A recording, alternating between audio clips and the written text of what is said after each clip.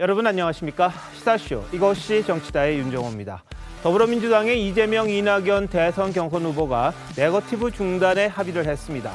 하지만 경선 불복 논란을 두고 설전은 계속되고 있습니다. 국민의힘 선두그룹인 윤석열 후보 그리고 최재형 후보도 인선 작업에 이어 정책 강화에 집중하고 있는데요. 대선 주자 움직임 전문가들과 바로 짚어봅니다. 어서 오십시오. 안녕하세요.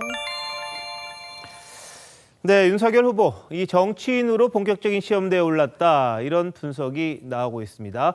그만큼 이 경쟁 주자들의 검증 공세가 갈수록 치열해지고 있는데요. 윤석열 후보 측도 이 대비 태세에 들어간 것 같습니다. 준비한 화면 먼저 보시겠습니다. 지난 겨울은 어렵고도 소중하게 우리 곁에 저 안철수가 새로운 대한민국 반드시 만들겠습니다. 문재인을 이길 도전자 누굽니까? 승리하겠습니다. 도전했습니다.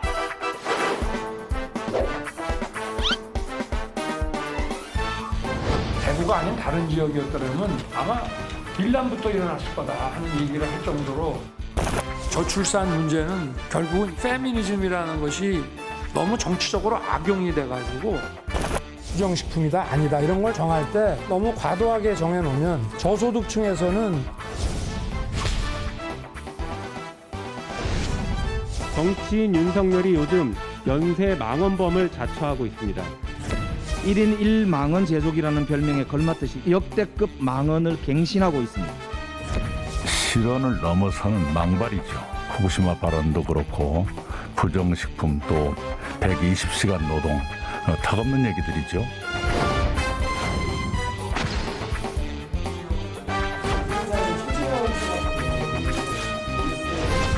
지금 많이 좀 어느 정도 완성이 됐고요. 정비되고 나면 이제 그때부터 이제 언론 인터뷰를 다시 좀 재개할 수 있을 것 같습니다.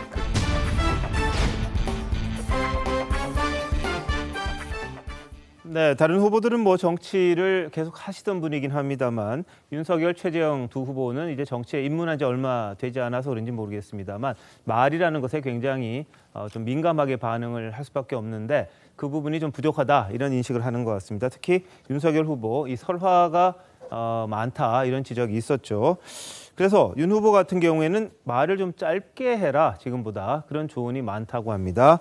이 키워드 중심으로 발언을 압축하는 방법을 연구 중이다 이런 말까지 나오는데 자 김병민 대변인 네. 어떻게 하고 있습니까?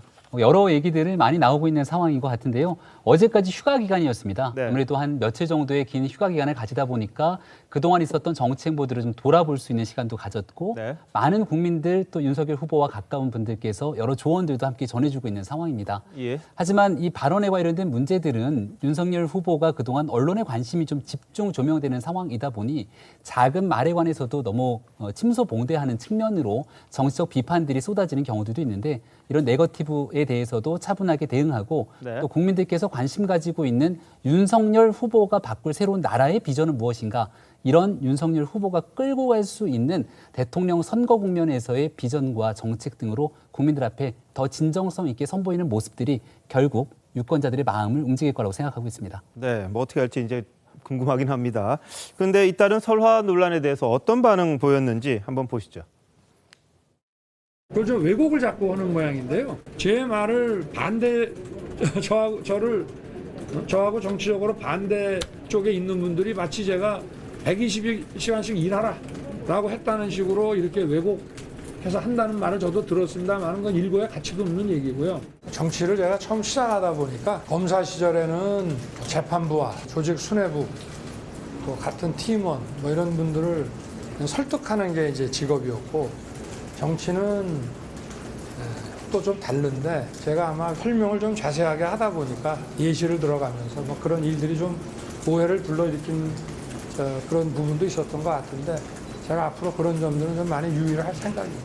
이게 연이어서 이제 이런 것들이 일어나니까 후보도 굉장히 속상해하고 또 좀 자책도 하고 뭐 그런 것 같습니다. 그러니까 이런 것들이 계속해서 이어진다면 그거는 변명의 여지가 없게 된다. 레드팀을 만들어서 좀 재발 방지를 사전에 좀 할 수 있도록 그렇게 좀 준비를 해 나가려고 합니다.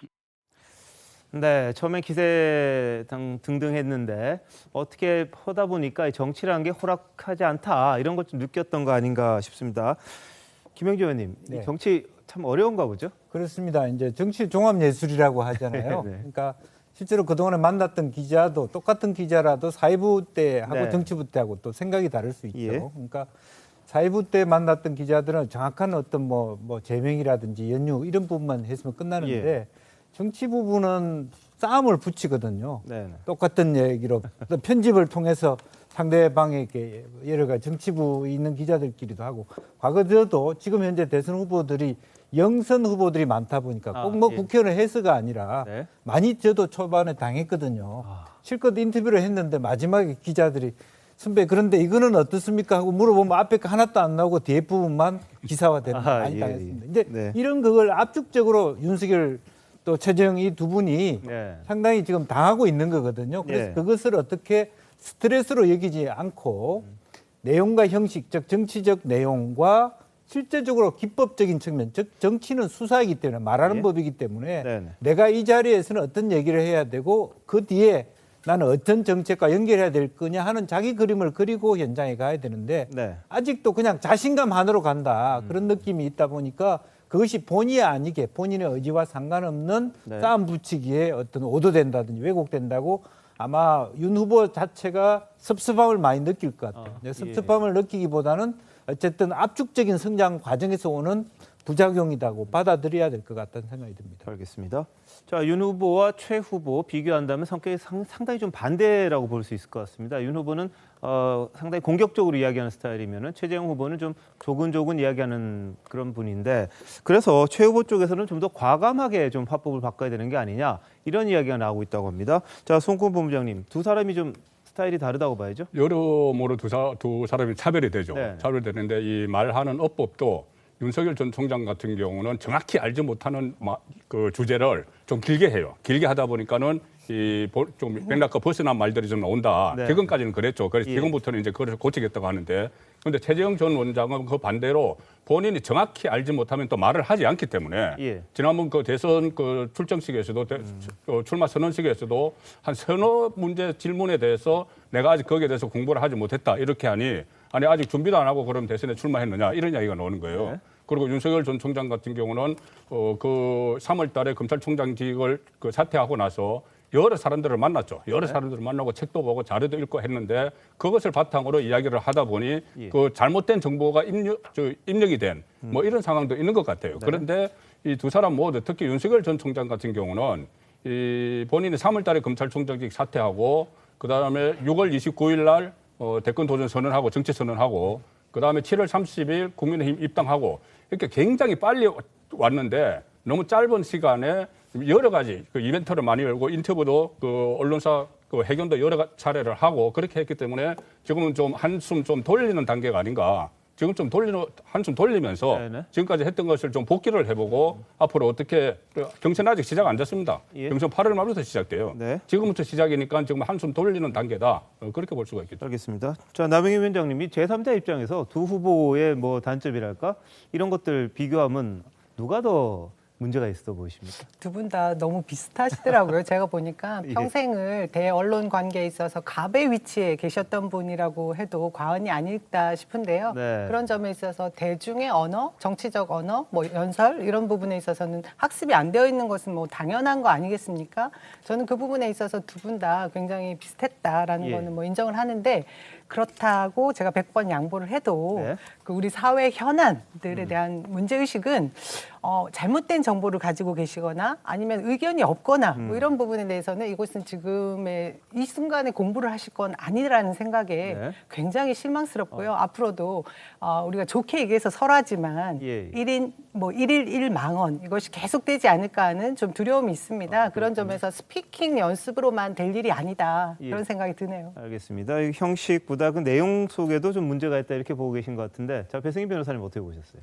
저는 이렇게 뭐 말이 많다, 그래서 설화가 있다, 그래서 뭐 1일 1망언이다 이렇게 이야기하는 부분들은 저는 일종의 프레임이라고 생각을 하는데, 그 프레임을 벗어나기 위해서는 좀 새로운 발상이 있어야 된다 이렇게 생각을 합니다. 네. 얼마 전에 윤석열 후보를 향해 가지고 다리를 쩍 벌렸다, 쪽벌남이다 이런 말을 많이 했는데, 그에 대해서 윤석열 후보 캠프 측에서 이 강아지가 다리를 쩍 벌린 모습을 예. 보여주면서 이제 조금씩 줄여나가겠다 이렇게 이야기를 했습니다. 네. 저는 그런 것처럼 이 후보가 오히려 어떤 문제에 대해서 그 문제의식을 가지고 국민들에게 이렇게 자세하게 설명해주는 후보가 있으면 이게 오히려 더 좋은 거 아니냐. 지금 뭐 국민 소통 수석도 만들었고 소통을 하겠다는 게 지금 청와대도 그렇고 모든 정치인들이 다 그런 상황인데, 네. 이렇게 말을 많이 하고 또 말하는 걸 좋아하고 이런 문제를 설명해주고 이런 사람이 대통령이 된다면 얼마나 좋겠느냐 하면서 캠프 측에서도 이걸 더 적극적으로 홍보를 해야 된다는 거죠. 예. 그래서 오히려 윤석열 후보가 TMI다. 그래서 투머치 인포메이션, 너무 많은 인포메이션을 준다. 이런 식으로 이것도 좀 타개해 나갈 수 있는 것인데,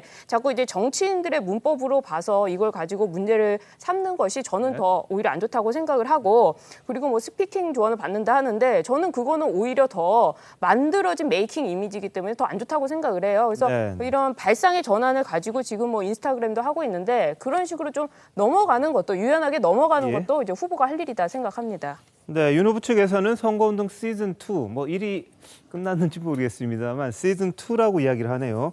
민지야 부탁해, 민지 멘션 같은 이런 이름의 온라인 소통 채널을 만든다, 이런 보도가 있었습니다. 민지라는 거는 MZ세대를 의미하는 것에서 민지를 따왔는데, 이건 김병민 대변인한테 좀 설명을 부탁해야 되겠네요. 그렇습니까? 그러니까 민지 세대라고 하면 이제 MZ 세대를 좀 의인화된 네. 용어로서 좀 많이 쓰이고 있죠. 조금 더 친근하게 젊은 세대들과 충분히 소통하고 예. 공감하고, 그동안 여의도 정치권에서 관심 갖고 있는 이슈들 중심으로 대통령 선거 국면이 진행되고 있다면, 윤석열 후보가 국민 캠프라고 명명한 만큼 많은 국민들, 세대, 지역 이런 여러 내용들을 초월해서 정말 국민들의 관심사로 깊게 들어가겠다라고 하는 의미를 가지고 국민 소통, 국민 공감팀을 새롭게 신설했습니다.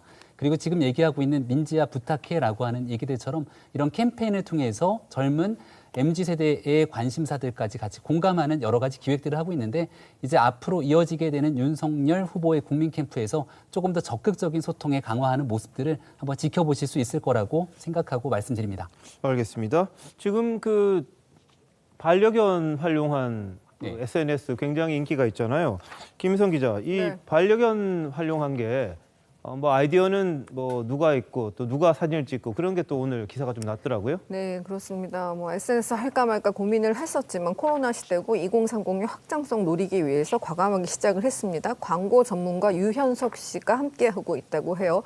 굴지의 광고사 출신이 합류하면서 SNS 쪽이 좀 약간 미진하다라는 캠프 내 지적이 있었는데 좀 많이 바뀐 분위기라고 합니다. 근데 이 유 씨, 박근혜 정부 당시에는 청와대에서 홍보기획관실에서 선임 행정관으로 근무한 바 있다고 합니다. 그리고 또 개를 너무 좋아해서 윤석열 후보를 아는 지인들은 정말 이게 정말 웃기는 반전 포인트다. 왜 검찰총장이라고 하면 굉장히 무서울 것 같은데 개라면 아주 그냥 너무 재밌는 에피소드가 많다. 이런 부분을 많이 말을 하더라고요.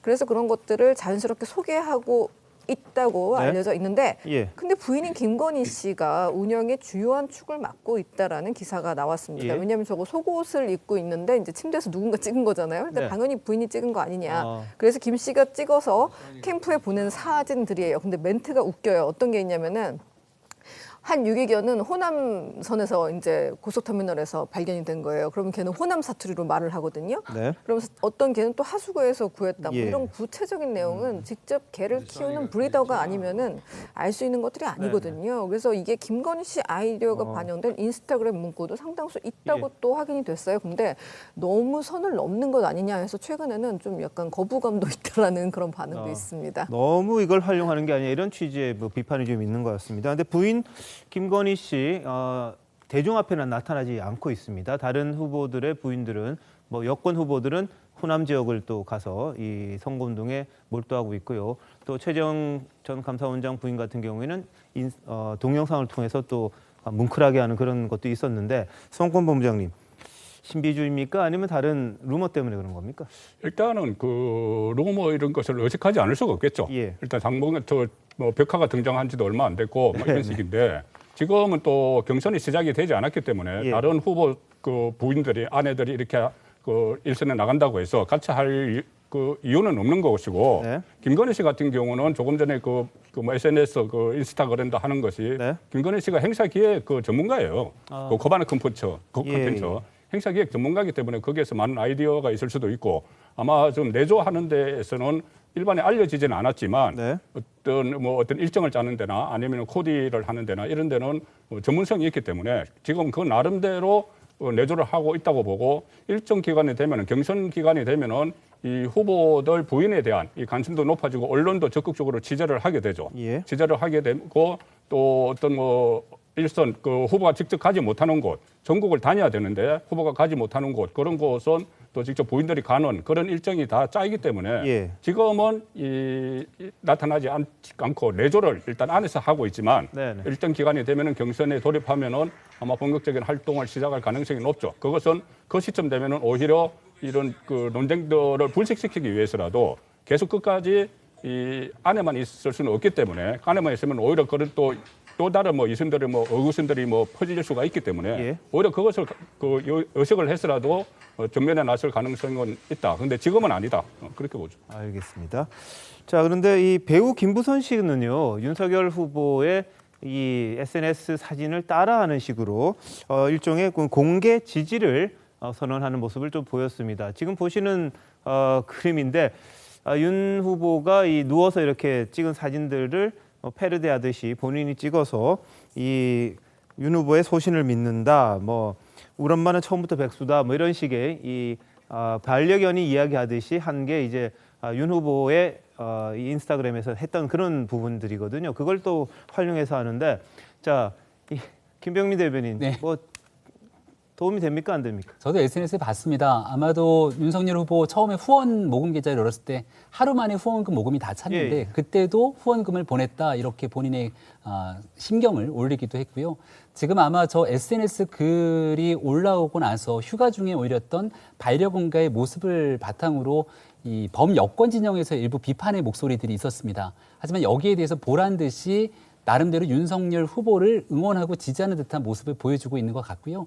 김부선 씨 입장에서는 이재명 지사와 둘러싸고 있는 갈등 관계 국면도 충분히 있을 것이고 과거에 노무현 전 대통령의 서거 당시 그 추모식에 참석하기 할 정도로 진보 진영에 대해서 나름대로 애정이 있었던 인사로 보입니다. 네. 하지만 그 이후로 불거졌던 여러 가지 사건들 속에서 마음을 상당히 돌리게 됐던 모습으로 볼 수 있는데 예. 여기 중도라는 표현처럼 윤석열 후보가 과거와는 정말 다른 정치로서 새로운 모습을 보여주기를 희망하고 기대하는 하나의 국민의 모습으로서 저런 SNS를 올렸다고 저는 생각합니다.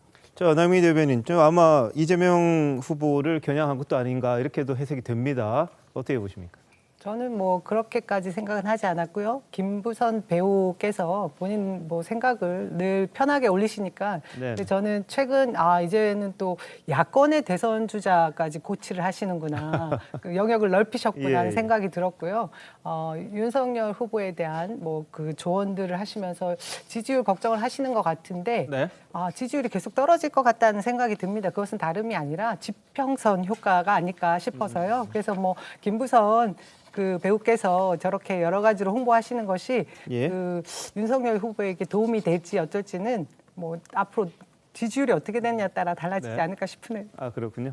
근데 그때 후원금을 내고 나서 예. 윤석열 전 총장이 입당을 했을 때 국민의힘 입당을 했을 때 좀 비판적인 이야기를 했어요. 그랬었죠? 예, 그때는 뭐라고 했냐면은 이 민주당에 실망한 사람들이나 중도들은 좀 우롱당한 기분일 것이다. 국민의힘이 입당을 하니 그래서 암담하다 이 이야기까지 했거든요. 근데 다시 또 윤석열 전 총장에게 응원을 보내는 건 그래도 국민의힘에 들어가서 좀 중도 확장에도 좀 신경을 써달라. 그래서 오늘 그 SNS에 올린 글에서도 이준석 대표를 향해서 중도 쪽에서 신경을 좀 써라는 그런 취지의 이야기를 했죠. 그래서 그 국민의힘이 당장 입당했을 때는 비판적이었지만 어쨌든 지금에도 다시 윤석열 전 총장에게 중도 확장을 좀 그 요청을 하는 그런 상황이 된 거죠. 그리고 특히 김부선 씨는 뭐 이재명 그 지사와는 상당히 오랫동안 이렇게 어떤 여러 가지 논쟁거리를 만들어 왔기 때문에 본인이 지금 이 상황에서 이 대선 국면에서 전혀 빠질 생각은 없는 것 같아요. 네.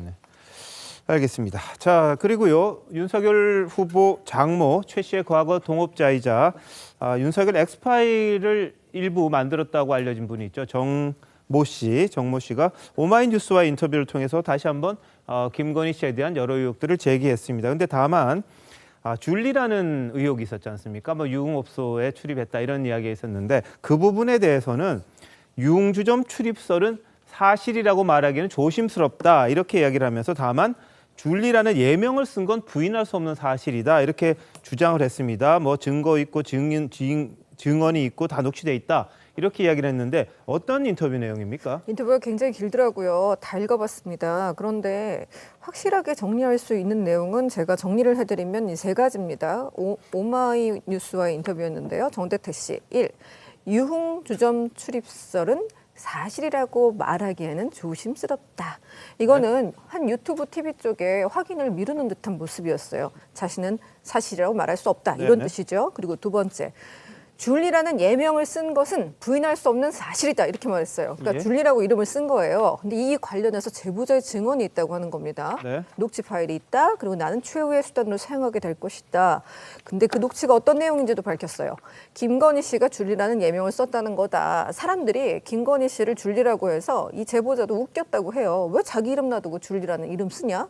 자, 그런데 여기서 끝입니다. 이 줄리가 유흥주점에 출입했다라는 제보를 한 사람은 아니에요. 이 제보자는 유흥주점에 유자도 꺼내지 않습니다. 핵심은 유흥주점인데요. 자, 세 번째 주장이 있습니다. 검사들이 진술을 은폐했다라는 주장을 합니다. 그래서 제가 수사를 했을 때 이 사업과 관련해서 불이익을 줬다 또는 이렇게 주장을 하고 있는 검사들을 봤더니 신성식 검사 등 추미애 라인으로 소위 분류가 됐던 그런 검사들이 사건을 담당했더라고요. 그런데 김건희 씨를 중심으로 검찰 그리고 법원까지 자신을 모함했다고 주장을 하는 내용입니다. 정 씨는 징역 및 벌금, 무고 3회를 포함해서 강요, 사기, 미수, 신용훼손, 협박, 명예훼손, 무고 등 6가지 죄를 인정받았고요. 정 씨는 2006년부터 2008년까지 장모에 대한 협박, 강요 혐의 등으로 징역 2년의 실형을 산 바 있습니다. 이후에도 수차례 정 씨를 상대로 소송 사기 혐의 등으로 고소를 해왔는데요. 2010년에는 무고 혐의로 벌금 1,000만 원 받았는데 담당 검사가 추미애 라인, 이성윤 라인 검사였습니다. 예, 뭐 라인이라는 거는 뭐 저희들이 기자들이 이제 뭐 대충 분석해서 하는 거기 때문에 어느 성향인지는 잘 뭐 정확하게 저희들이 말씀드릴 수는 없습니다만, 여하튼 이분이 여러 차례 이제 소송을 했었는데 상당히 무혐의 처분을 많이 받았고 오히려 이 본인이 무고죄로 처벌되는 그런 경우가 있었다는 거 말씀드리는데요. 윤석열 후보는 이른바 엑스파일 문건 근거 없는 마타도어다 이렇게 규정했었습니다. 보시죠. 만약에 이것이 어떤 출처불명의 또 아무 근거 없는 일방적인 그 마타도를 시중에 막 유포를 한다든가 하면은 이거는 국민들께서 다 판단하실 것으로 생각합니다. 객관적으로 좀 확인을 해보시죠. 또 어떤 분이 그런 말씀을 했으면 그게 맞는 말인지 잘못된 말인지 그분의 말씀을 좀 검증을 해보면 되지 않겠습니까? 이런 악의적인 이런 비방과 이런 인륜에 벗어나는 이런 행동들은 그게 아마 그런 걸 한다고 해서 정권이 연장되거나 할 정도로 우리나라 국민들이 그렇게 어리석지는 않다고 저는 생각하기 때문에 그런 시도는 그 목적을 달성하기 어려울 거라고 저는 생각하고 있습니다. 예, 이분 주장은요. 민사 사건을 검사가 이 뒷배 법 기술을 이용해서 형사 사건으로 무고로 엮었다 이렇게도 한번 이야기를 했고요. 법원까지 다 이제 연결이 돼 있다 이런 식의 주장도 좀 했었거든요. 자, 배승희 변호사님, 이 법원까지 이야기하는 건 좀 어떻게 보십니까? 그러니까 민사 사건 소송은 당사자가 진행을 하기 때문에 거기에 어떤 법 기술을 부린다는 거지 저도 좀 선뜻 이해가 되지 않는 그런 주장인 것 같습니다. 양 당사자가 이 재판부에 증거를 내고 그에 맞는 주장을 하고 그러면 이제 판사가 판결문을 쓰는 것인데 여기서 검찰이 어떤 식으로 민사를 형사로 바꿨다는 건지 저는 좀 이해가 안 되고요. 그 부분은 좀 정확한 주장이 필요하지 않나 이런 생각이 듭니다. 그래서 이분의 주장을 쭉 들어보니까 본인이 이제 김건희 씨와 그리고 그리고 그 장모를 계속 한 15번 정도 고소 고발을 했는데 오히려 본인이 더 무고죄로 당해가지고 굉장히 그 검찰 쪽이랑 그리고 이제 뭐 법원 쪽이랑 다 이게 뒷배가 있는 것 같다라는 취지로 지금 주장을 하고 있는데요. 사실 그 무고죄와 관련해서는 고소 고발을 했을 때 검찰의 프로세스가 고소인 어떤 수사를 마쳤을 때 무혐의가 나면은 그 고소인에 대해서 당신이 혹시 무고로 한 거 아닌가 하면서 자연스럽게 원래 그렇게 하는 겁니다. 그렇기 때문에 검찰이 뭐 일부러 무고 혐의로 이 정대태 씨를 갖다가 수사한 것은 아니라는 걸 좀 알고 계셔야 할 것 같고요. 그리고 또 계속 그 오마이뉴스 인터뷰를 보니까 유흥주점 출입설은 조심스럽다라고 하면서도 네. 그 예명을 쓴 거는 부인할 수 없는 사실이다라고 이야기를 했는데 네. 그럼 그 예명을 도대체 어디서 어떻게 썼다는 것인지 앞뒤가 좀 맞지 않는 그런 주장이 아닌가. 예. 유흥주점에서 썼다고 지금 줄리라는 예명을 썼다고 계속해서 그런 취지로 주장을 했는데 그 유흥주점 출입설은 조심스럽다라고 이야기를 한다면 그럼 그 줄리라는 이름은 어디서 썼는지 하는 예. 의문점도 제기가 되는 것입니다. 그래서 그 인터뷰 내용을 보니까 뭐 증언이 다 녹취돼 있다 이런 얘기도 했던데 예. 저 한 달 전인가 조수진 의원이 이 김어준 씨 방송에 대해서 이런 얘기도 했었어요. 이 문제를 가지고 김어준 방송에 곧 줄리 친구가 출연할 것 같은 예감이 든다 이런 얘기를 했었는데 네네. 이게 지금 비슷하게 맞아 들어가는 거 아닌가 생각이 들어서 예. 이걸 두고 그 조수진 의원은 당시에 제2의 생태탕 아니냐 얘기를 했습니다. 그래서 네. 만약에 이런 증언이 있었다면 이분이 진짜 미리 공개를 해도 되는 부분인데 언제 어떻게 터뜨리겠다는 건지 그렇다면 결국 그것은 정치적으로 이용하겠다는 것이 아닌지 하는 그런 예. 자기 자백이 아닌가 저는 이렇게 생각이 듭니다. 알겠습니다. 자, 이분은 나름 뭐 근거가 있다고 이야기했습니다. 이 윤 후보 측에서 대검이 윤 후보 장모에 대해서 재기 수사 명령을 내리니까 이 위기 의식을 느껴서 자신에 대한 이 고소 고발이 들어왔다, 공격을 하는 거다 이러고 숨지 말고 이 윤 후보가 직접 자신을 상대해라 이렇게도 이야기를 했습니다. 그리고 여러 가지 증거가 있는데 이 부분은 이 결정적인 순간에 뭐 내놓을 수도 있다 이렇게 이야기했고 그 증인이 필요하면 자신이 증언을 하겠다라고도 이야기했다 이런 보도로 나왔습니다. 자, 이 부분 살펴봤고요. 자, 지금 속보가 하나 들어와 있습니다.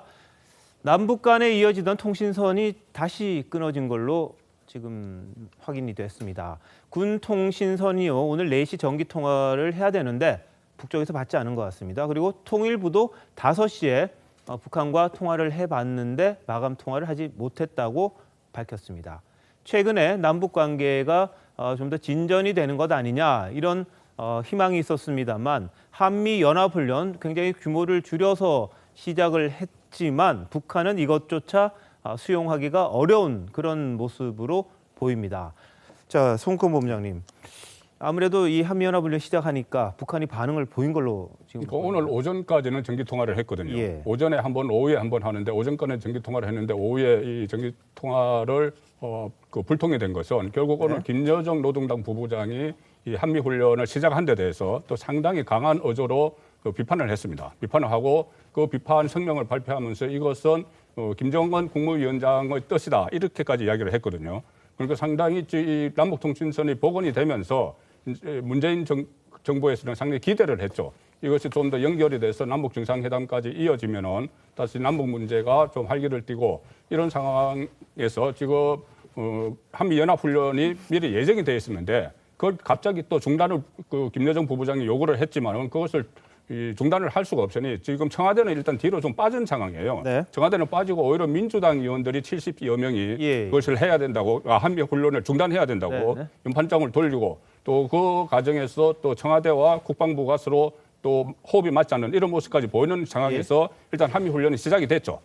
전단계 훈련이 시작이 됐기 때문에 김여정 그 부부장이 다시 강력한 이 메시지를 내고 이것을 통신선을 다시 끄는 것은 아마 그 통신선이 복원되기 전에 원점으로 다시 돌아가는 그 남북 관계가 다시 돌아가는 그런 상황으로 가는 것 같아요. 예, 자 김성 기자, 지금까지 어떤 일이 있었는지 네, 정리 좀 해주세요. 말씀하신 것처럼 통일부는 5시 남북 공동 연락사무소 불통, 그다음에 국방부는 오후 4시 불통이라고 밝혔습니다. 자, 근데 앞서서 김여정 부부장이 뭐라고 했느냐? 조선중앙통신 통해서 발표했는데 한미 훈련 실시와 관련해서 배신적 처사에 강한 유감을 표한다. 그러면서 미국과 남조선은 끝끝내 정세 불안전을 더 촉진시키는 이 훈련을 개시했다고 비난을 했는데 사실 예. 간첩 문제 때문에 이게 지금 시끄러워서 그와 연관돼서 더 액션이 더 한 단계 높게 들어간 것 아닌가 생각했는데 아직까지 그런 전문가들의 분석은 나오지 않고 있고요. 우리 군이 근데 지금 본훈련 시작도 안 했습니다. 사전 연습 격인 위기관리 참모 훈련만 도입을 했는데 통신선이 뚝 끊겼습니다. 이 통신선은 뭐냐? 남북 정상 간 합의에 따라서 1년 1개월 만에 27일 약 2주 전에 복구됐었거든요. 네네. 근데 그때 기대감이 높았는데 다시 그 전으로 돌아가는 네. 것 아니냐 하는 아쉬움이 지금 우려가 커지고 있습니다. 알겠습니다. 시작하자마자 지금 북측에서 반응을 보인 걸로 봐야 될 것 같은데 김영주 의원님 어떻게 보세요? 네, 기본적으로 뭐 통신선을 끊었다라는 그 자체뿐만 아니라 이 기간 동안에 북이 도발할 수 있는 여지도 남아 있다라고 지금 예. 전문가들은 얘기를 홍역인 그 세종연구소 네. 전문가들을 통해서 얘기가 나오고 있습니다. 예. 그런 측면에서 지금 뭐 한국과 미국 그 미국 측에서도 한국과 미국 한국의 뜻에 따라서 미국도 움직인다라는 유연성을 가지고 있는데 예. 그런 부분들이 굉장히 북한으로서는 굉장히 거칠게 표현할 수 있는 근거가 되는 것 같습니다. 실제로 뭐 그들이 원하는 것은 결과적으로는 대북 제재를 풀어달라는 것밖에 없거든요. 네. 그런 부분에 대해서 지금 미국 정부나 한국 정부가 대안을 만들기보다는 그대로 군사훈련을 하기로 했기 때문에 예. 저는 반응이 있는 거 아닌가 그렇게 보여집니다. 알겠습니다. 자세한 소식은 메인 뉴스 뉴스9에서 좀 자세히 전해드리도록 하고요. 자, 국민의힘 경선 관련 이야기로 다시 돌아가 보겠습니다. 국민의힘 대선경선준비위원회가 18일 예비후보 토론회를 열겠다 이런 이야기를 했습니다. 경제부터 하고 뭐 한 차례 다 하겠다 이렇게 이야기를 했는데 윤석열 캠프 쪽에서는 좀 참가하기 어려운 게 아니냐 이런 반응을 보인다고 합니다. 다시 당과 유력 후보 간의 갈등이 재현되는 것 같다 이런 해석도 나오는데요. 자, 김병민 네. 대변인 무슨 일이 일어난 거고 윤 후보 측은 어떻게 하실 생각입니까? 여러 걱정을 좀 하시는 분들이 있는데요. 혹시 캠프와 지도부 간에 불협화음이 있는 것 아닌가라고 얘기를 하지만 그런 일 없다는 사실부터 분명히 좀 명확히 하고 넘어가야 될 것 같습니다. 네. 지금 지도부 입장에서는 8월 말부터 대통령 후보 경선이 시작되는데 예. 그 전에 어떤 일정을 가지고 진행하면 좋을지 경선준비위원회 활동이 이어지고 있습니다. 예. 조금 전에 경선준비위원회에서 이 두 차례에 거친 컷오프 전체 등록한 후보 중에 처음에 8명으로 압축하고 예. 4명으로 압축하겠다라고 하는 입장을 마련한 바 있고요. 8월 말부터 경선이 시작되는데 그 전에 토론회를 가지겠다라고 하는 의견까지 모은 것 같습니다. 예. 근데 그 경선준비위원회에서 최종적인 결정이 나지 않은 상황에서 토론을 참석하냐 마냐를 물었던 얘기이기 때문에 네. 경선준비위가 결정되지 않는 내용을 캠프에서 언급하는 것은 예. 시기와 시스템상으로 적절치 않다는 얘기를 했던 것이 네. 언론에 보도가 나갔던 것이고요. 오늘 오후에 경선준비위원회에서 의견을 모았다고 하지만 예. 이 내용이 최종적으로 법적 효력을 가지려면 최고위원회에서 마지막 지도부의 의사결정이 있어야 됩니다. 지금 국민의힘 지도부 내에서도 대표의 의견과 또 최고위원들 간의 의견 속에서 어떤 방식으로 8월 말 경선 전에 토론회를 끌고 가야 되는지 이견이 좀 있다고 합니다. 후보들 간에도 생각이 다를 수 있고요. 이 내용을 최고위원회에서 최종적인 의사결정을 하게 되면 후보들과 여러 캠프들과 의견 조율을 할 것이기 때문에 네. 거기에 맞춰서 원팀 정신을 잘 보여줄 거라는 얘기 다시 한번 드립니다. 알겠습니다. 근데 서병수 경선준비위원장이 회의한 다음에 그 브리핑한 내용이 있습니다. 뭐냐면 예비 경선 정책 토론회를 18일과 25일 두 차례 하기로 했다 이렇게 이야기를 했습니다. 물론 최고위원 회의에서 어떻게 이 당 지도부들이 최종 결정을 할지는 모르겠습니다. 근데 서 위원장은 본인이 위임받은 거기 때문에 할 수 있는 것 아니냐 이렇게 해석을 하는 것 같습니다. 그러면서 18일에는 경제 분야, 25일에는 사회 분야 이렇게 해서 토론회를 하겠다. 후보 접수는 30일에서 31일인데 그 전에 하겠다 이런 취지로 이야기를 했네요. 자, 장제원 의원 윤석열 캠프의 총괄 실장 맡고 있는데 장 의원은 생각이 어떤지 한번 들어보시죠. 다음 주에 경준이가 준비한 토론회가 있다고 들었는데 후보님께서 좀 참석하실 의향이 있으신지? 아직까지 저희 캠프로 공식적으로 어떠한 공문이나 어떠한 이야기가 없습니다. 저도 언론 보고 알고 있거든요. 어쨌든 당에서 어떤 그런 공문이 정식으로 오고 어떤 원칙과 어떤 기준을 통해서 참석자를 정하고 또 어떤 주제로 하는 등등에 대한 얘기를 한번 들어보겠습니다. 당 지도부에서 후보들에게 소통을 좀 많이 했으면 좋겠다라는 생각은 하고 있습니다. 아직까지 윤석열 후보는 당 경선 후보로 등록을 하지 않았다. 그게 이제 하나의 이 빠질 수 있는 이유가 된다 이렇게도 이야기를 하고 있습니다만 지금 말씀하신 것처럼 정식으로 오면 이 논의를 해봐야겠죠. 송 부장님은 어떻게 보십니까? 경선 후보로 등록한 국민의힘 후보는 한 명도 없죠. 아직도 안 예, 했습니다. 8월 말부터 그렇군요. 8월 말에 등록을 네네. 하니까 지금 후보라고 하는 것은 예. 중앙선관위에 예비 후보, 대선 예비 후보를 등록을 한 거예요. 네네. 그 상황에서 조금 전에 우리 김병민 대변인께서 뭐 윤석열 캠프와 지도부가 불협화음은 없다고 했지만은 불협화음은 없을지 몰라도 주도권 싸움은 지금 계속되고 있는 것 같아요. 네. 지금 뭐 입당할 때 그 과정부터 시작해서 그 전에도 그랬지만은 그 전에도 뭐 경선버스 정치 출발론 여기서부터 양쪽이 주도권 싸움이 시작돼서 지금 당 공식 행사 또는 봉사 활동에 이 윤석열 그 전 총장 쪽은 참석을 하지 않고 있죠.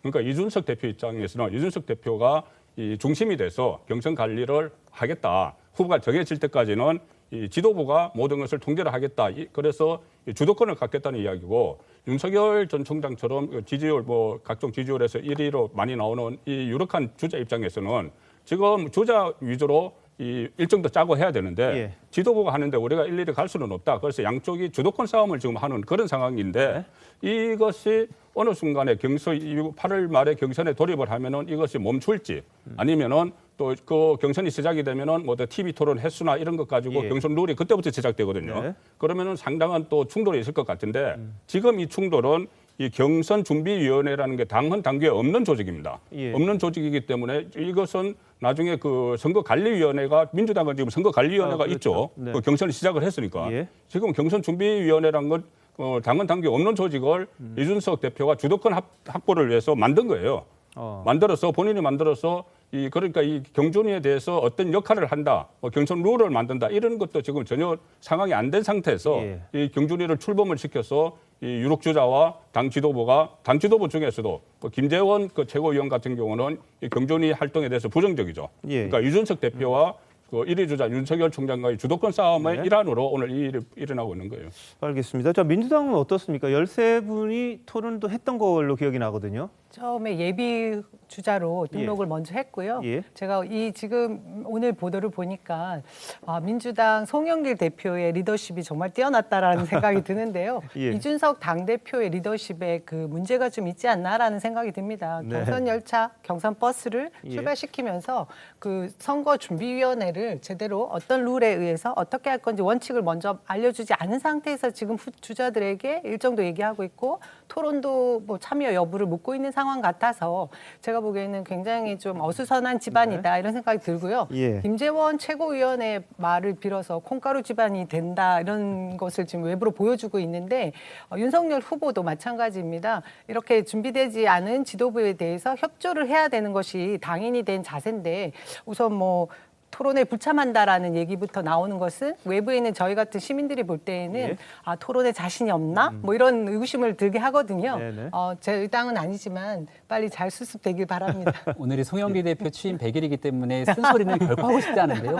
바로 얼마 직전까지 국민 면접관에 대해서 김경률 회계사를 면접관으로 느네 만회했다가 민주당 내에서 시끌벅적한 일이 일어났던 게 민주당의 흥행에 모습이기도 합니다. 여러 가지 우여곡절을 겪으면서 지금 예. 더불어민주당도 당내 네거티브를 한해 원팀으로 가네 여러 가지 얘기들이 있지만 국민들이 원하는 방식에 따라서 한 예. 걸음씩 이어가고 있다고 생각을 합니다. 8월 말이 돼야 후보들이 다 등록을 하게 되는데 예. 그 후보가 등록되기 전까지는 우여곡절들이 좀 있을 거라고 생각하고요. 네네. 8월 말에 본격적인 후보 등록이 이루어지고 나면 그때부터 예. 국민의힘의 경선 버스 아주 멋지게 잘 출발할 거라고 생각합니다. 알겠습니다. 자, 뭐 바람 잘 날이 없네요. 여나 야나 마찬가지인 것 같습니다. 특히 야당에서는 새로운 이 정치인이 되시려는 분들이 있다 보니까 이런저런 논란들이 계속되고 있는데요. 자, 최재형 후보와 또 안민석 의원은 독립운동과 논란을 가지고 지금 맞붙었습니다. 뭐냐면 최재형 전 원장이 독립운동가 후손 행세를 했다 이런 지적을 한 건데요. 증조부와 조부의 친일 행각에 대해 해명과 사과가 필요하다 이런 이야기를 했습니다. 이게 뭐냐면 오마이뉴스가 보도를 했죠. 이 최 전 원장의 증조부가 이 조선총독부 기관지 매일신보에 평강 분국장을 했다 이런 이야기가 있었고 또 유진 면장을 했다 이게 바로 이제 강제 징집의 앞잡이였다 이런 식의 이 주장을 한 겁니다. 근데 그동안 최 전 원장 측은 이 독립운동가로서 이 학교 파업도 하고 이 그런 식의 활동을 했다고 알려져 있는데 그 부분에 대한 논란이 지금 제기가 된 거거든요. 어떤 네, 부분이 그래서 논란이 됐습니까? 안민석 의원이 아이고 면장도 했는데 일제강점기에 면장했으면 이건 강제징용에 앞장섰다가 중간에 만주까지 갔는데 요거 나는 행적도 베일인 것 같다라고 주장을 한 겁니다. 네. 자, 그래서 최 원장이 허언증이 우려됩니다라고 우려를 표했습니다. 네. 저희 할아버지는 춘천 고보 재학 당시 전교생 동맹 휴학을 주도해 퇴학 처분을 받았고 이런 한일 행적으로 몇십 년 만에 춘천고가 졸업장을 줬는데 예. 그때 언론 보도도 크게 됐다. 네. 그러면서 당신은 최서연이 수조원을 숨겼다. 그리고 윤지호 관련해서 사기극을 벌어지게 한 그런 연관성이 네. 있지 않느냐 하면서 걱정된다라고 했습니다. 예, 알겠습니다. 자, 근데 오마이뉴스 보도는 이제 이 최 전 원장의 아버님이 쓴 책을 근거로 좀 추적을 했더라고요. 그래서 그 책에 보면 날짜까지 뭐 언제 상을 받았고 이런 표창을 받았고 이런 부분이 있는데 그걸 추적을 해서 들어갔더니 그런 사실이 없더라. 그래서 그걸 가지고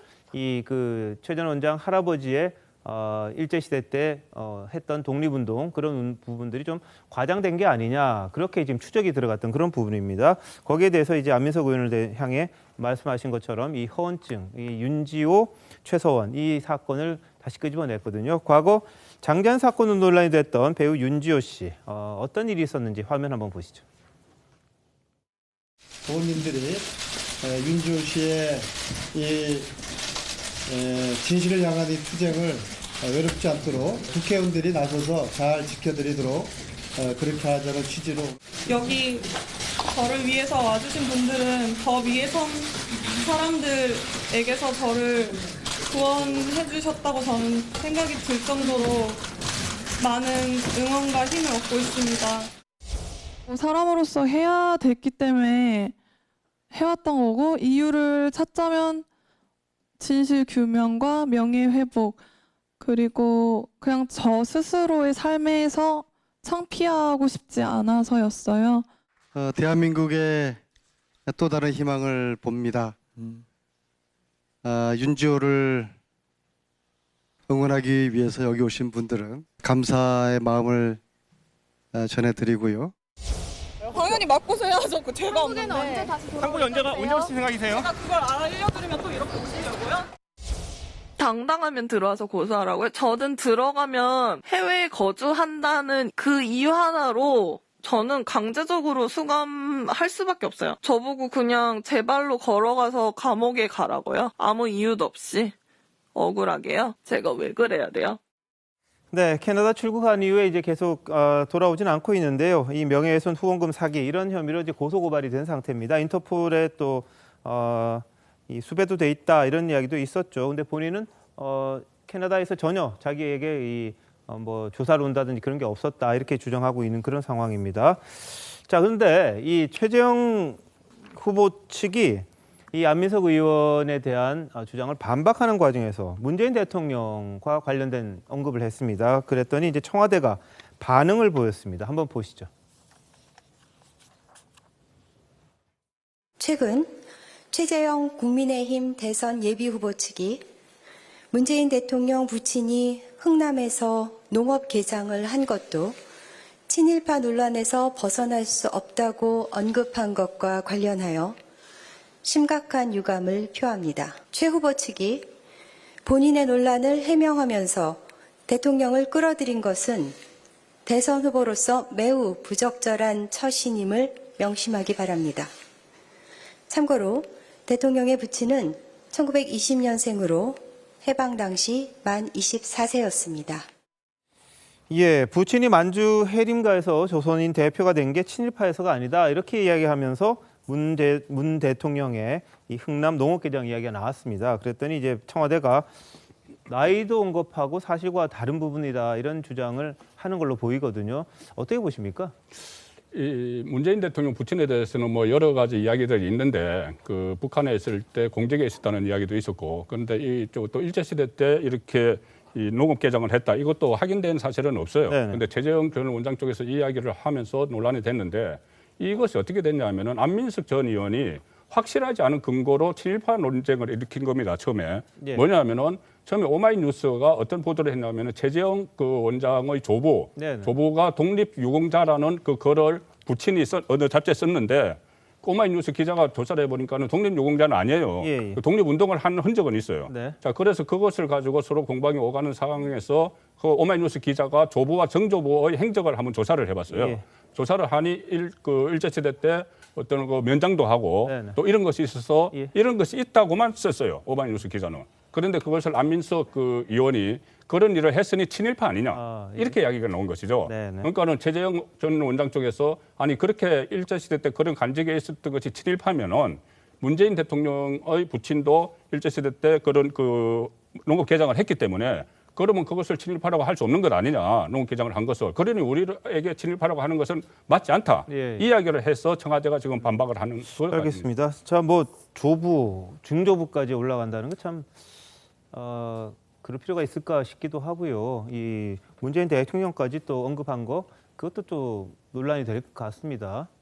근데 이렇게 청와대 반응이 나오니까 이 최재형 후보 측에서도 가만히 있질 않고 한 번 예. 더 반박을 했더라고요. 그러면서 뭐 드루킹 사건이나 코로나 백신 부족에는 침묵하더니 이제 선친에 대한 이야기를 했더니 이렇게 유감을 표시하느냐 하면서 물론 그 선친에 대해서 이 간접적인 언급에 대해서 유감을 표시한 건 네. 이해는 하지만 예, 예. 이 대통령의 직무로서 국민이 궁금해하는 부분부터 먼저 이야기를 하는 게 옳지 않느냐 하면서 네, 또 다시 이렇게 반격을 했는데 예. 참 정치적으로 별로 안 되셨잖아요. 근데 이런 감각이 참 최재형 후보 캠프가 잘하는 건지 그런가요? 후보가 잘하는 건지 모르겠습니다만 하여튼 청와대 공방이 좀 볼만하다 이렇게 보입니다. 예, 자 이게 그러니까 중요한 거 이야기 안 하고 선친 이야기 하니까 바로 반응을 보인다 이런 취지로 지금 반박을 한 건데 너무 이런 부분 가지고 이 공방한다는 건 좀 바람직하지 않은 게 아니냐 이런 여론들도 좀 있는 것 같습니다.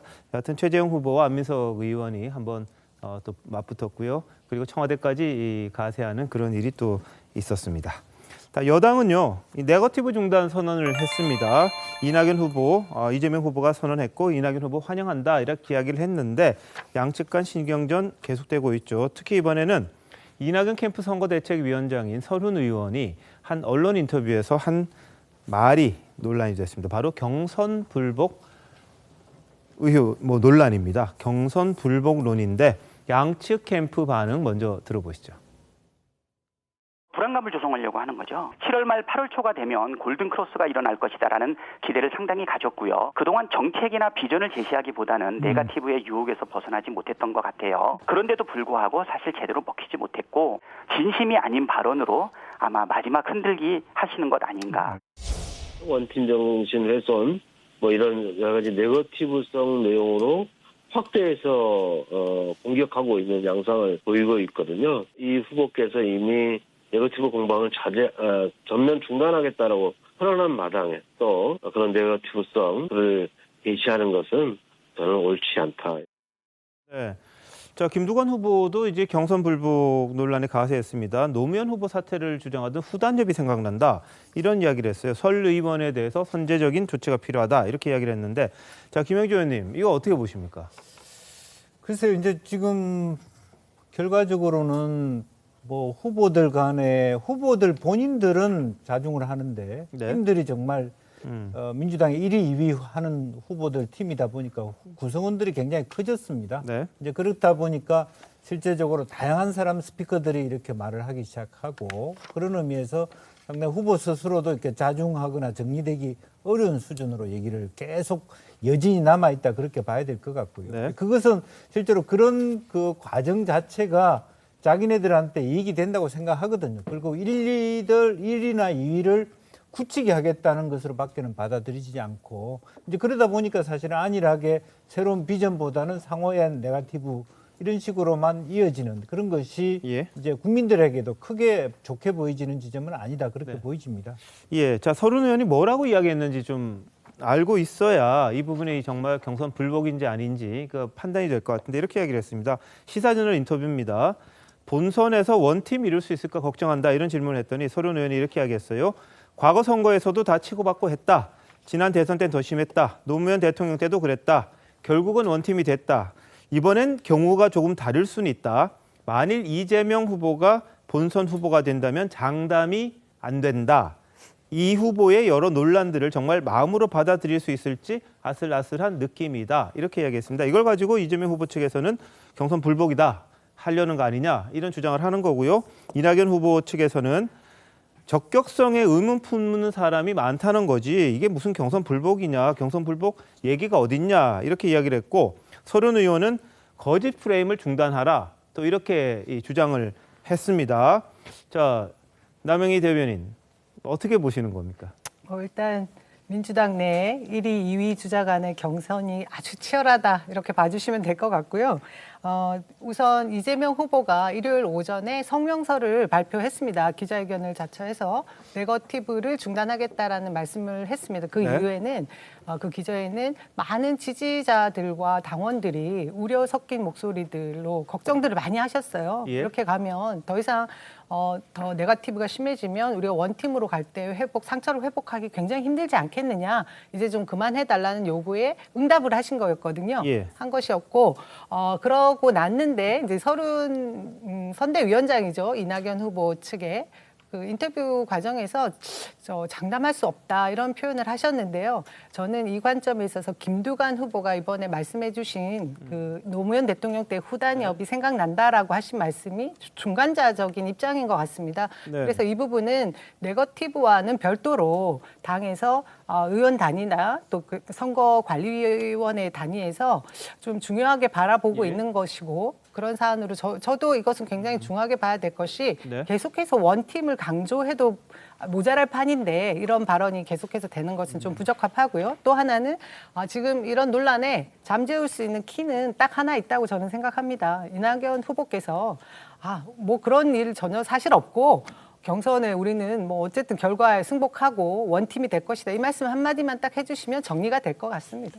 예, 자 김두관 후보가 오늘 이야기한 게 또 그거예요. 이낙연 후보가 토론회에서 이재명 후보 지지해달라고 할 수 있느냐 이런 추미애 후보의 질문에 명확하게 답하지 않았다 이렇게 지적을 했습니다. 그러니까 이게 경선 불복론과 좀 연관되는 듯한 그런 느낌을 준다 이런 주장인데 토론회 영상 한번 보시죠. 지난주 JTBC 여론조사 보니까 이낙연 후보님의 지지자 3명 중 1명 정도는 이재명 후보가 만약 최종 후보가 된다면 민주당 후보가 아닌 윤석열을 찍겠다라고 합니다. 정말 충격스러웠습니다. 어떤 후보가 되더라도 민주당을 지지해달라. 이 자리에서 설득하실 용의는 없으신가요? 우선은 그 현상을 어떻게 볼 것이냐의 문제인데요. 그분들이 저한테 옮겨왔다는 것은 당으로서 좋은 일이라고 생각합니다. 그리고 당연히 원팀이 돼야 되고 또 우리 모두는 이탈 없이 한 마음이 돼야 한다고 생각합니다. 좀 뚜렷하게 말씀해 주시면 좋겠습니다. 중도층이 왔다라는 게 아니고 제 질문을 오역하시는데요. 지지자에게 단호하게 말씀을 해 주셔야 올바른 그 시그널이 제공된다라고 생각을 합니다. 예, 이낙연 후보는 이탈 없이 한마음 돼야 한다. 이 정도로 이제 끝내려고 했는데 추미애 후보가 한 번 더 재차 단호하게 말을 해야 한다. 이렇게 또 반박을 했습니다. 어떻게 보셨습니까? 이 경선 불복이라는 것은 민주당에서 금기어입니다. 왜 그러냐면 2002년에 조금 전에 후단협 이야기가 나왔지 않습니까? 예. 그게 경선 불복과 연결되는 건데 지금 김두관 의원이 왜 여기 끼어드느냐 하면 참전을 했냐면은 김두관 의원은 친노조, 친노무현입니다. 그리고 서른 의원은 동교동계의 막내입니다. 네. 그런데 2002년에 노무현 후보가 전국 순회 경선을 해서 그 후보가 됐어요.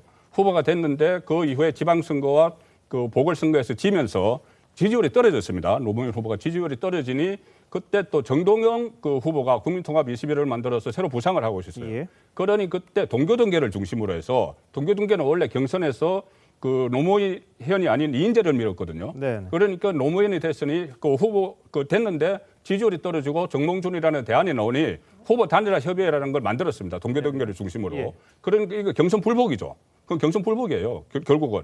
그래서 사실상 후보 단일화지만은 사실상 후보 교체론이 나왔었거든요. 예. 그 과정에서 지금 동교동계가 이 노무현 전 대통령의 후보직에서 끌어내리려고 했기 때문에 지금 김두관 그 친노인 김두관 그 후보가 그때 후단협 이야기를 다시 꺼낸 겁니다. 그럼 이것은 지금 이 어떤 경선 불복론이 뿌리가 있기 때문에 이 경선 불복론이 계속 가면은 민주당의 근본적인 양쪽 진영의 앙금이 그 동교동계 그리고 또 진노 이쪽에 근본적인 앙금이 다시 불거지게 되면은 예. 이 부분은 상당히 그 민주당 대선에 영향을 미칠 수 있는 네. 그 사안이 지금 터진 거예요. 알겠습니다.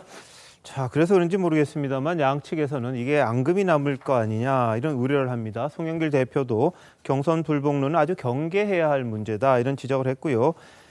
핵심은 원팀 분위기가 될 수 있도록 상호 노력하는 취지 아니겠느냐, 하자는 취지 아니겠느냐 그렇게 이야기를 했습니다. 서른 의원 자기 말에 대한 반박에 나서면서 이 동료 의원 의미하는 행동 중단해라. 어떻게 경선 불복한다는 거냐 이런 식의 이 반박으로 좀 이어졌습니다.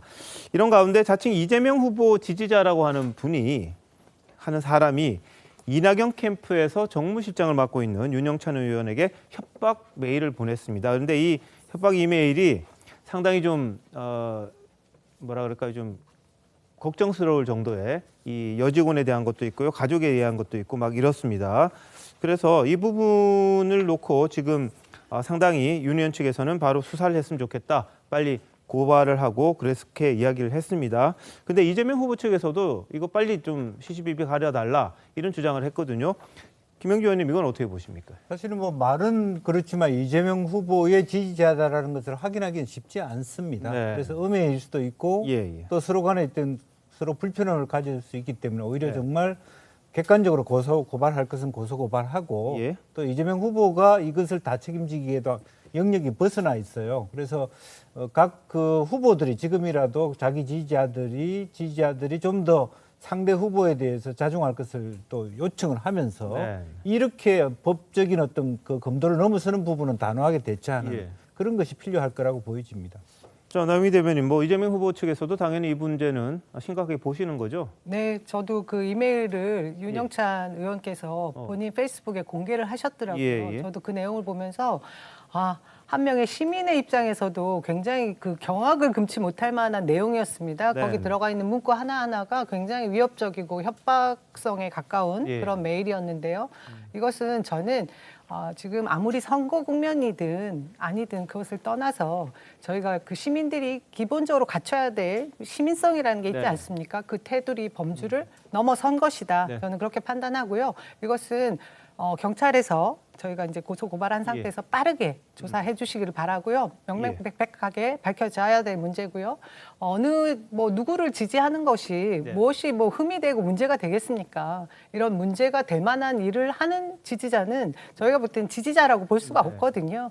저는 그 부분에 대해서 많은 우리 민주당 대선 주자의 지지자 모든 분들이 같은 생각일 거라고 믿습니다. 알겠습니다. 지금 마포소에서 수사에 착수했다는 보도가 또 나와 있습니다. 이 부분 빨리 밝혀야지 될 거고요. 자신이 지지하는 후보를 위한다고 하는지는 모르겠습니다만 그게 절대로 오히려 효과가 없다는 거 잘 아셔야 될 것 같습니다. 이상민 선거관리위원장을 향한 문자, 이른바 문자 폭탄, 문자 테러 이런 것들은 또 이재명 지지자들로 추정된다 이런 이야기들 좀 있었죠. 이 위원장 상당히 좀 씁쓸해했습니다만 선관위원장으로서의 운명 아니냐 이렇게도 이야기를 했는데 한번 보시죠. 적절성 면에서 좀 사퇴했으면 좋겠다는 생각입니다. 이재명 후보가 지사직을 갖고 있지만 마음은 콩맛에 가 있지 않습니까? 하여튼 제가 좋은 뜻으로 한 것인데 송관위원장은 한마디로 동네 북입니다. 씁쓸해하긴 하지만 감내를 하고 신경을 써서 좀 하겠습니다. 더불어민주당 지지자다운 그런 나이스한 모습을 좀 보였으면 좋겠습니다. 이상민 위원장에 대한 문자 세례 이런 부분에 대해서 이재명 후보 측은 이렇게 이야기를 했습니다. 이재명 후보 지지자라고 단정해서 보도하는 건 좀 유감이다. 누군지 알 수 없지 않느냐. 관련성과는 좀 선을 그었습니다. 이게 역시 지금 협박 메일 보낸 것과 똑같은 맥락에서 이게 도움이 되지 않는다 이런 취지로 좀 받아들이는 것 같은데 캠프에서 그렇게 보십니까? 우선 이 선후 관계를 제가 잠깐 설명을 드리자면요. 우리 민주당의 선거관리위원장이신 이상민 위원장께서 도지사인 지금 이재명 후보가 그 도지사직을 그만두는 게 낫지 않겠느냐라는 발언을 하셨는데 이 발언이 선거관리위원장으로서 중립의 의무를 위반한 것이 아닌가라는 불만의 목소리는 많은 곳에서 터져 나왔었습니다. 그런데 그 의사 전달을 하는 과정에서 많은 분들이 문자 폭탄, 문자 행동 같은 걸 하신 걸로 알고 있는데요.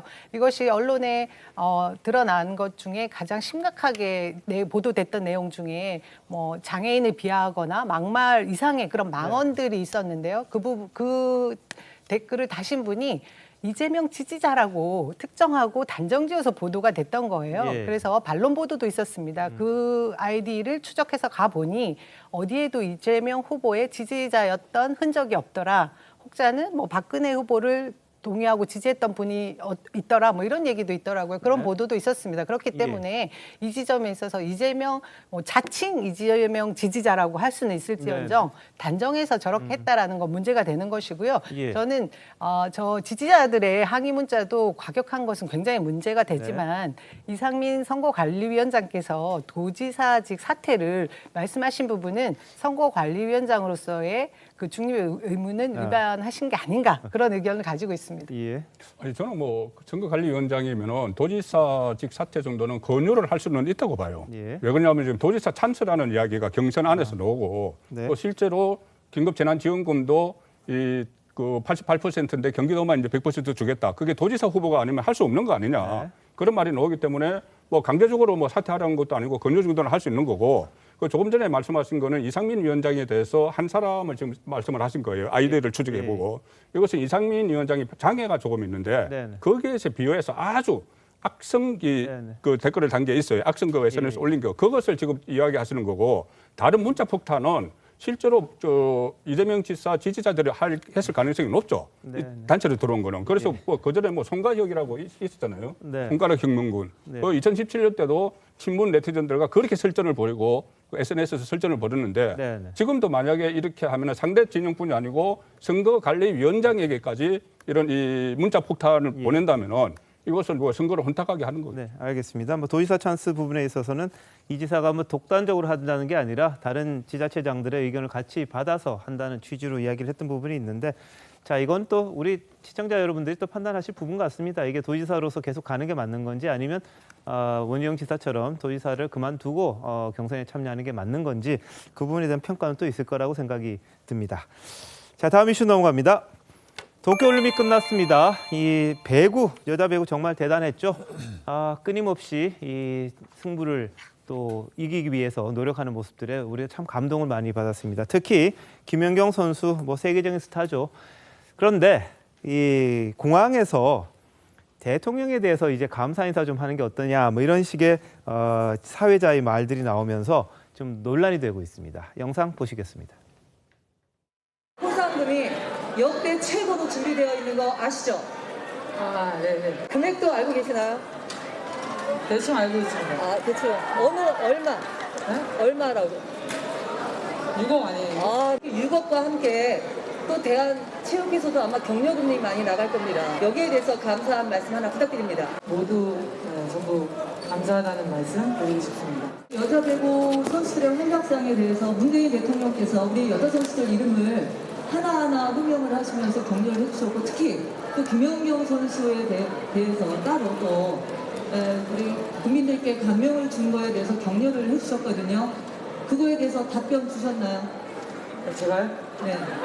제가 감히 대통령님한테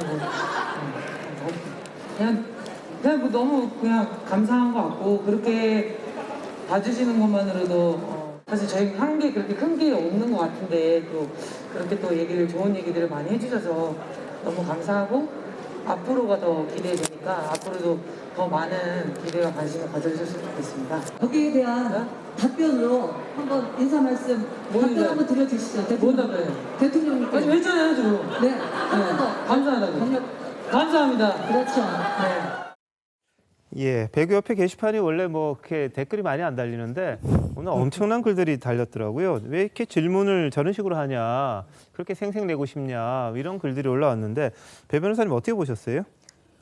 이제 배구협회 측에서 해명한 걸 보니까 이 질문하신 분이 이제 좀 약간 직설적인 성격이라는 거예요. 그러다 보니까 이제 질문을 할 때 약간 뭐 표현이 그렇습니다. 좀 세게 하고 또 이제 직선적으로 얘기하다 보니까 이제 좀 불편하게 보였을 것이다라고 이야기를 하는데, 그러면서 이제 조크 농담으로 봐야지 대단하게 이렇게 부각하려고 했던 건 아니다라고 하지만은 보는 사람 입장에서 그런 질문들과 그런 태도가 불편했다면 이건 문제가 있다고 봐야 되겠죠. 아무리 해명을 하더라도. 그래서 특히 이 문제가 된 되는 거는 이제 대통령에 대해서 좀 감사 인사를 좀 강요한 그래서 그런 질문을 여러 차례 한 부분을 가지고 문제를 삼았는데 이게 만약에 박근혜 전 대통령 시절이나 만약에 이명박 전 대통령 시절에 이런 질문이 나왔다고 한다면 과연 어떻게 정치권이 반응했을까 한번 생각을 해본다면 저는 이런 질문들은 정말 그 불편한 질문이 아니었겠는가 하는 그 생각이 듭니다. 그래서 이런 그 지금 올림픽이라는 게 어떻게 보면 전 세계의 축제고 또 우리가 가서 참여함으로써 그런 올림픽 정신을 배우고 오는 건데 어떤 올림픽 정신을 훼손하는 그런 질문을 하면서 이제 대통령까지 이야기한 부분들은 좀 이 올림픽에 대한 이 정신도 잘 모르고 질문한 것이 아닌가 하는 생각까지도 듭니다. 예, 남 위원장님. 이렇게 너무 의미 부여를 많이 하신 것 같아요. 예, 그냥 그 사회자의 이신 분이 예전에 선수셨다면서요. 네네. 그분의 성격이 나온 뭐 질문이었던 것 같고 한편으로 보면 우문현답이었던 것 같은데 저는 이번 올림픽에서 열심히 뛰어준 우리 그 김연경 선수를 비롯한 많은 선수들, 노메달 선수들까지 모두 너무 고생했고 감사했다고 박수 쳐드리고 싶습니다. 네, 저 질문하신 분이 선수 맞는데 86년도 아시안 게임에서 메달 땄던 선수시거든요. 근데 김연경 씨 보면요, 저도 1시간 정도 인터뷰를 했는데 머리가 정말 빨리 돌아가요. 그 작은 눈에서 눈동자가 확 움직이는데 제가 좀 어리석은 질문을 해도 정말 현명하게 잘 받아치고 머리가 정말 좋은 선수거든요. 근데 이제 유혜자 경기위원이 질문을 해서 저게 굉장히 이슈가 됐는데 왜 그랬냐면 김연경 선수에 대해서 국민들께 감명을 준 것에 대해서 대통령께서 특히 격려를 해주셨거든요. 답변 주셨습니까? 그랬더니 김 선수가 제가요? 제가 감히 뭘 이렇게 말하고 그다음에 한참 감사하다고 설명을 하니까 다시 유혜자 그 위원이 그러니까 거기에 대한 답변으로 한 말씀 하니까 뭔 인사요? 무슨 답변이요? 아까 했잖아요. 라고 하면서 탁 받아친 거예요. 근데 이게 너무 화제가 됐습니다. 이번 올림픽은 MZ세대가 국가주의 압박에 눌려서 자신을 희생하고 막 부상당하면서도 다른 국가와 경쟁해가지고 자신을 희생하는 것이 아니라 내가 즐기면 한다. 내가 좋으면 한다. 나 이렇게 멋있다. 새로운 이런 올림픽 문화를 만들었다는 평가를 받고 있거든요. 근데 다소 퇴행적으로 보일 수 있는 질문을 했기 때문에 그렇게 평가돼서 많은 비난을 받았는데 결론, 갓 연경이 정말 답변 잘했다. 이렇게 화제가 되고 있습니다. 알겠습니다. 예, 뭐 요즘은 즐기면서 운동하죠. 옛날엔 정말 이 눈물 흘려가면서 메달을 못 따면은 참 큰일 나는 것처럼 그랬습니다만 세대도 많이 바뀌었고요. 바람직한 방향이 아닌가 싶습니다. 그래서 이 대통령에 대한 감사를 자꾸 끌어내려고 하는 모습을 보이는 듯한 것이 좀 논란이 되는 그런 상황이었습니다. 이재용 삼성전자 부회장 207일 만에 가석방으로 풀려납니다. 13일인데요. 어제 박범계 법무부 장관 발표 한번 보시죠.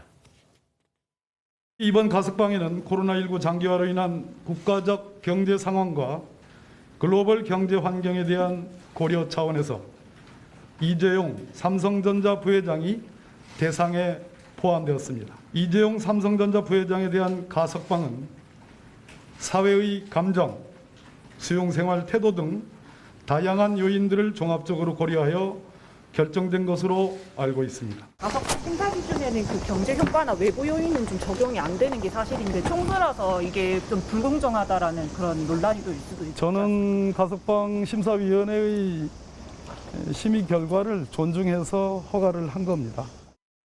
예, 근데 박범계 장관 SNS에는 뭐 댓글 엄청나게 달리면서 유전 무죄 삼성 법무팀이냐 다음 총선에서 심판하자 뭐 이런 글들이 좀 나왔다고 합니다. 자, 청와대는 법무부 소관이다 그러면서 이제 침묵하고 있는 그런 상황인데요. 자, 남영희 대변인, 이 여권 내에서 이 가석방에 대한 반응들은 어떤 겁니까? 우선 각 대선 주자들별로 의견들을 다 피력을 한 것으로 봤고요. 그리고 또 당에서도 간단한 소회들을 얘기했는데 이미 뭐 나와 있는 반응들을 보면 이전에 어떤 발언을 했던 그대로 지금 똑같이 반복해서 얘기하는 걸로 비춰집니다. 그런데 주가 되는 것은 무엇이었든 원칙을 훼손하는 특혜가 되는 것에서는 좀 문제가 있지 않냐라는 문제의식을 가지고 있고요. 그럼에도 불구하고 지금 코로나 위기 상황에 그 전 세계 반도체 1위인 삼성전자의 그 위기적인 상황을 타개하기 위한 국익을 위한 부분은 또 이해를 해야 되는 부분이 있지 않냐라는 이런 팽팽한 의견이 있는 것으로 보입니다. 예. 자, 이 가석방은 이 법무부 소관이다 이렇게 청와대가 이야기하고 있습니다만 문재인 대통령 야당 의원 시절이었던 6년 전에요. 이 최태원 SK그룹 회장 가석방 논란에 대해서 말한 적이 있습니다. 한번 보실까요? 기업인 가석방 문제와 관련해서는 기업인이라고 해서 어떤 특혜를 받는 것도 안 되겠지만 역차별을 받아서도 안 된다고 생각을 합니다. 국민의 법 감정 또 형평성 이런 것을 종합적으로 법무부가 판단을 하면 될 거라고 생각을 합니다. 원론적인 말씀이지만 뜻은 가석방을 추진한다는 뜻으로 그렇게 해석이 되고 있습니다. 이미 형량에서 많은 특혜를 받고 있는데 또 가석방에서도 또 특혜를 받는다면 그것은 저는 경제 정의에 반하는 그런 일이라고 생각합니다. 어떤 분명한 원칙이나 그런 기준들을 좀 세워야 국민들도 함께 동의할 수 있지 않을까. 예, 한인섭 서울대 법학전문대학원 교수도요. 기업인 가석방 청와대 권한이냐? 법적으로는 법무부 장관 권한일지 모르지만 실제로는 대통령 의중대로 결정된다. 누굴 바보로 아냐 이런 식의 글을 올린 적이 있었습니다. 김영주 의원님 어떻게 보십니까? 사실 이 문제는 좀 솔직했으면 좋겠습니다. 예. 그러니까 국민들 중에서는 네. 어려운 경제 상황에서 그 코로나를 하기 위해서 예. 삼성이 가지고 있는 여러 가지 백약 말하자면 백신과 관련돼서 가지고 있는 힘이라든지 또 반대체와 관련된 부분을 솔직하게 인정해서 그러한 부분들을 말하자면 이렇게 수긍하는 부분도 있고 이 말하자면 경제와 관련돼서 여전히 국민 대다수는 재벌에 대한 안 좋은 감정과 특혜라고 하는 그런 문제의식이 같이 있습니다. 근데 이런 부분에 대해서 사실은 후보들도 좀 더 솔직하게 얘기했으면 좋겠다. 아니 이재명 후보처럼 나는 원칙대로 했으면 좋겠다라든지 아니면 나는 이런 상태라도 꼭 삼성 같은 경우는 충분히 이번에 코로나 전국을 뚫는 데 도움이 된다면 다소 큰 틀에서의 지금 현재 가석방 비율이 60% 아닙니까? 그런 정도라면 공평성을 좀 수준 안에 들어가기 때문에 해줘야 된다든지 이렇게 정면 돌파하는 것이 저는 맞다. 청와대도 여러 가지 가석방에 대해서 국민들이 갖고 있는 다양한 상반된 견해가 있다는 걸 알지만 어떤 지금은 가석방이 맞다고 본다. 이렇게 책임 있게 나가는 것이 방법이다. 그렇게 생각이 듭니다. 알겠습니다. 자, 결국은 이 가석방의 권한을 법무부 장관이 갖고는 있었지만 현실적으로는 좀 다른 부분이 있다 이런 건데 배승희 변호사님, 이 박범계 장관이 이야기했던 부분, 이 본인이 결정했다 이랬잖아요. 어떻게 보세요?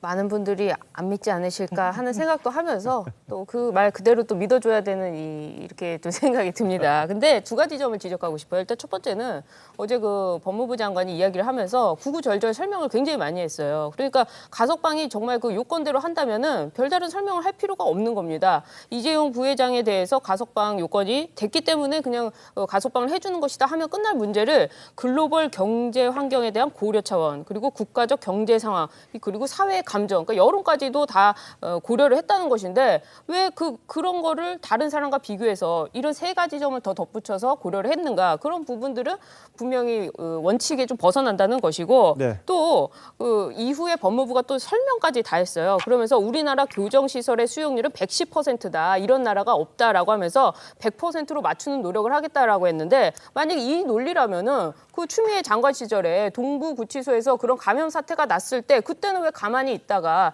지금에 와서 이 가석방을 한다고 하면서 이런 논리를 여기다가 대는 것이냐 하는 점에서 이것이 많은 요소가 고려돼 있고 또 한인석 교수도 지난번 페이스북에 썼던데 그런 것들이 대통령의 의중도 포함된 거 아니냐. 그렇다면 정치권이 좀 솔직하게 나와서 이야기를 하는 것이 더 국민 감정에 맞지 않는가 생각이 듭니다. 알겠습니다. 민주당에서는 이재용 부회장 가석방 되니까요. 삼성이 백신 확보, 반도체 문제 해결 등의 적극적 역할을 해달라 이런 입장도 냈습니다. 지금 비단 이재용 부회장 가석방에 여기만 국한된 것이 아니고 이 논란 나온 게 8.15 특사 박근혜 전 대통령과 연결돼서 나왔죠. 그리고 결국은 특사를 하게 되면 두 사람이 같은 그 혐의가 있으니 박근혜 전 대통령도 해야 된다. 그래서 박근혜 전 대통령 빼는 차원에서 가석방을 했다. 이런 이야기들이 나오는 상황에서 그 법무부 장관이 독단적으로 이것을 결정을 했다. 그 특사 문제까지 걸렸는데 그것은 설득력이 떨어지죠. 알겠습니다. 자, 지금 코로나 관련 속보가 들어왔습니다. 오후 6시 현재요. 신규 확진자가 1,768명. 각 지자체에서 모은 숫자입니다. 동시간대의 최다 기록이라고 지금 보도가 되고 있습니다. 이 추세면 내일 아마 2,000명이 넘을 수도 있다. 이런 보도도 지금 이어지고 있는데요. 지금 코로나 변이가 상당히 위험 수위에 도달을 해 있는 그런 모습을 지금 보실 수가 있습니다. 오후 6시까지 각 지역별로 집계한 신규 확진자 수가 1,768명으로 동시간대 최다라는 보도가 막 나왔습니다. 더욱더 건강 유의하셔야겠습니다. 잠시만요. 대한민국 이슈의 중심, 스타쇼 이것이 정치다. 여기까지입니다. 내일 다시 찾아뵙겠습니다. 고맙습니다.